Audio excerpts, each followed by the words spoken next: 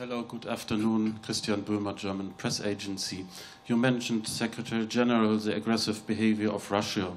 I would like to know if all 28 allies still stick to the NATO-Russia Founding Act from 1997. And could you give us, please, a flavor of the discussion on this topic, of the discussions on this topic yesterday at the dinner and today at the NEC? Thank you very much. In today's meeting and during our discussions, we have reaffirmed our commitment to what we call a rules-based security architecture in Europe. We strongly believe in that rules-based system.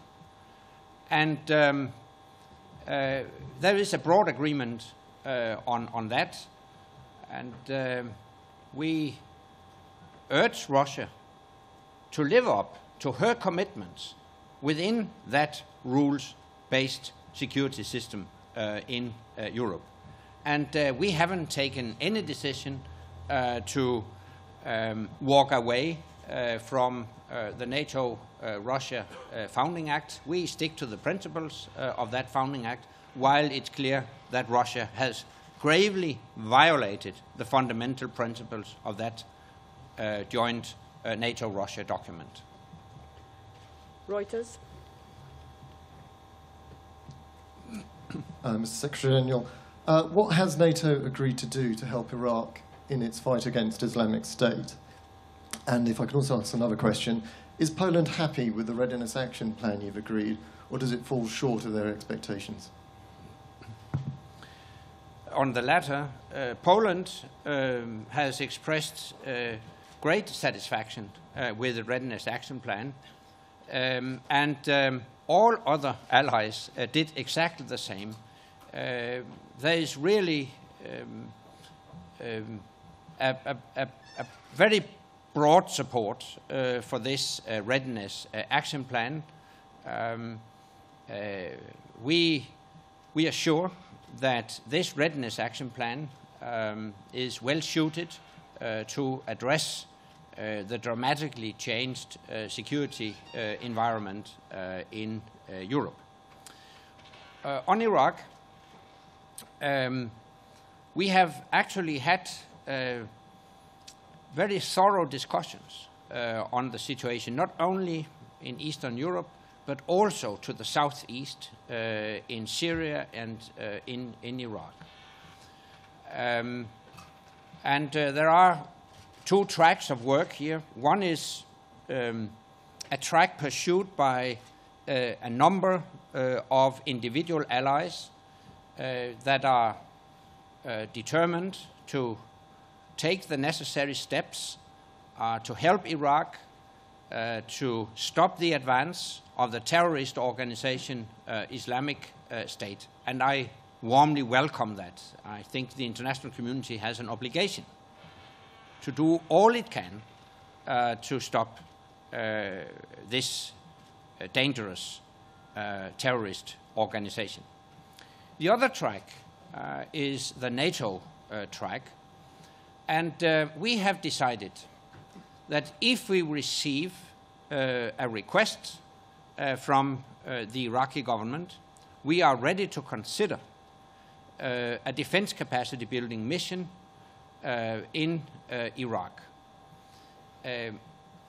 What that will be in concrete terms remains to be seen, and of course it will very much depend on the Iraqi request if we were to receive such an Iraqi request. But let me remind you that until 2011, NATO had a training mission in Iraq. So actually we do have quite some experience in the field of defense capacity building in Iraq. We have also decided that NATO can play a coordinating role when it comes to the coordination of efforts carried out by individual nations, for instance, coordination of airlift. And finally, I would also mention that we have decided to enhance cooperation in exchanging information on returning foreign fighters. The issue of returning foreign fighters is really a matter of concern from a security point of view, and this is a reason why we have decided to enhance exchange of information. BBC. Jonathan Beale from BBC. Secretary General, could you just tell us a bit more about the makeup of this spearhead force and which countries are willing to host these forward operating bases? And then just a quick question afterwards on Iraq. You said the NATO, the alliance, is ready to assist the Iraqis. How far would that assistance go? Are you just talking about training there, or could it include, for example, if the request came for airstrikes?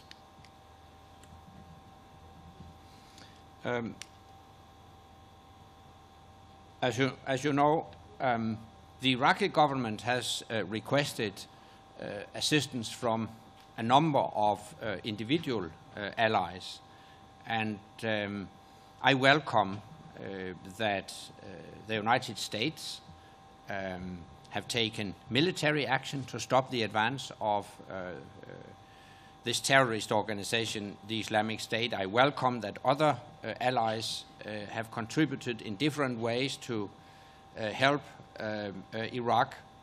There has been no request for NATO involvement in such military actions.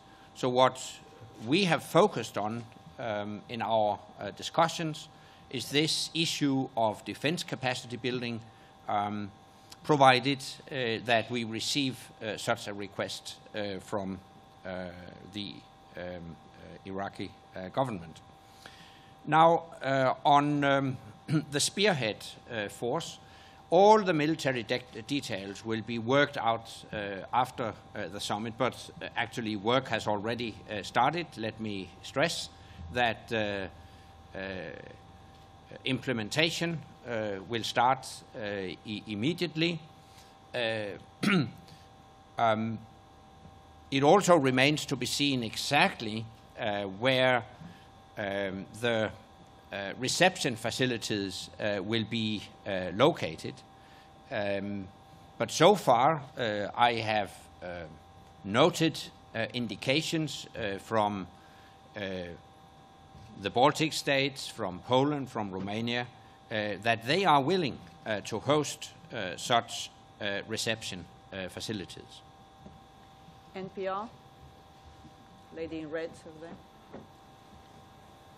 Thank you. Terry Schultz with National Public Radio and CBS News. Mr. Secretary General, with the new capabilities that NATO is now forming, you said they would be able to deploy anywhere in the world. And with the other issue that has sort of co-dominated the summit here, is there any way that NATO's enhanced capabilities can help in the fight against the Islamic State, not just if the government of Iraq asks for help, but right now in the threat to NATO citizens from these terrorists? Thank you.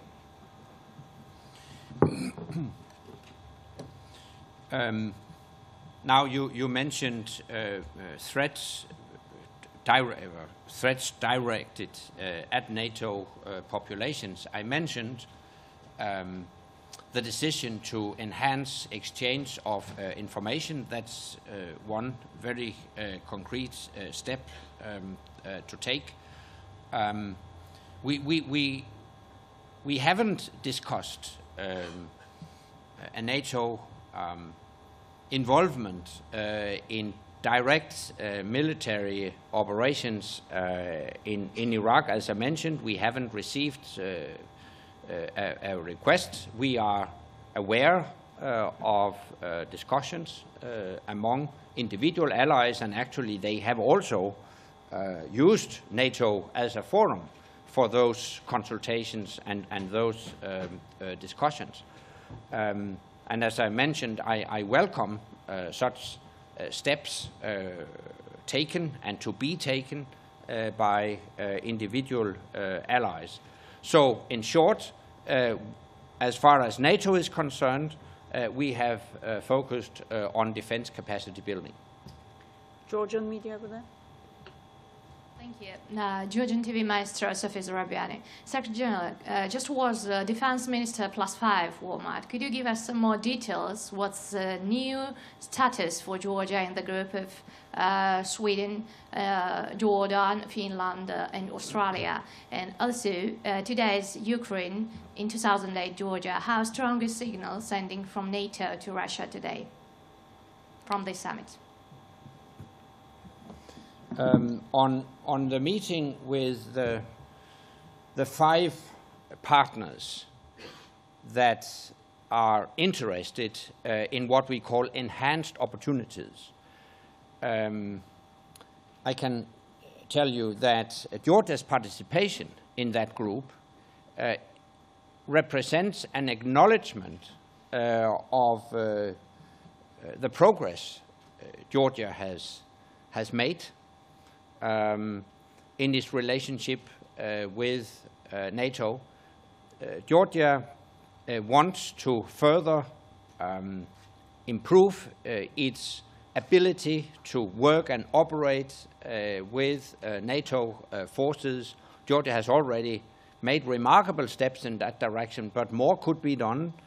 And I'm pleased that Georgia accepted the invitation to participate in that selected group of nations that want a particular close relationship with NATO. So there is clearly a political dimension, a demonstration or an acknowledgement of the progress Georgia has made. But of course there is also a very concrete dimension that Georgia's participation in that group will step up Georgia's practical military cooperation with NATO.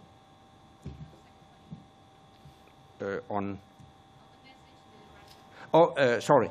Yes, I think the decision we have taken today to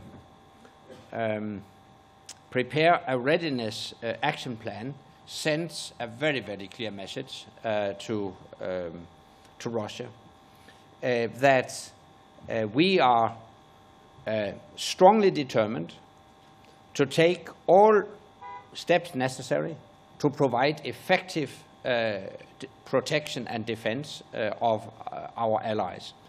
And in the light of the current security situation, I find it appropriate that as a result of this readiness action plan, you will see more visible NATO presence in the East. I think that sends a very clear message to Moscow. Thank you very much.